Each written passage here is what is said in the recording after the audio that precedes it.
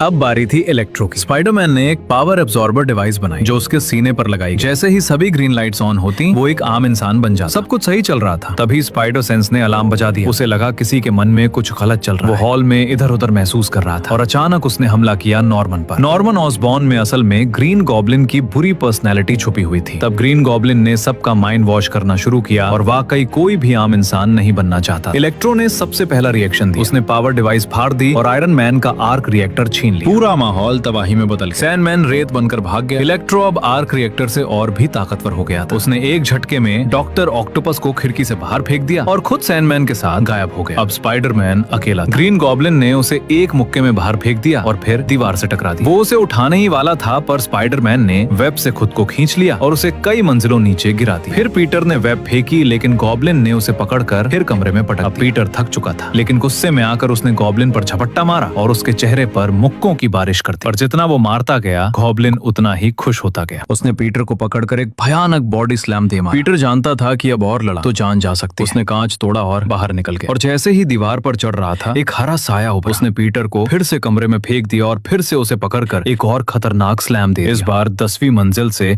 उसने पीटर का गला पकड़कर कहा, तू बहुत नरम है, यही तेरी सबसे बड़ी कमजोरी। तभी वहां मे आंटी आ गई। उनके हाथ में एक नया बनाया हुआ सीरम था जो उन्होंने गॉब्लिन की गर्दन में घुसा दिया, लेकिन दवा फेल हो गई। न सिर्फ गॉब्लिन बच गया, बल्कि मे आंटी को भी उड़ती हुई ब्लेड से भारी चोट लगी। गॉब्लिन अब अपने ग्लाइडर पर चढ़ गया और बोला, अच्छाई का कोई इनाम नहीं होता, एक दिन तू मेरा शुक्रिया करेगा। उसने मे आंटी की ओर देखा और छोड़ दिया अपना सिग्नेचर पंपकिन बम। पीटर ने उसे पकड़ने की बहुत कोशिश की, पर वो थोड़ी देर कर चुका था। मे आंटी ने आखिरी सांस लेते हुए कहा, और हमेशा याद रखना, बड़ी ताकत के साथ बड़ी जिम्मेदारी भी आती है।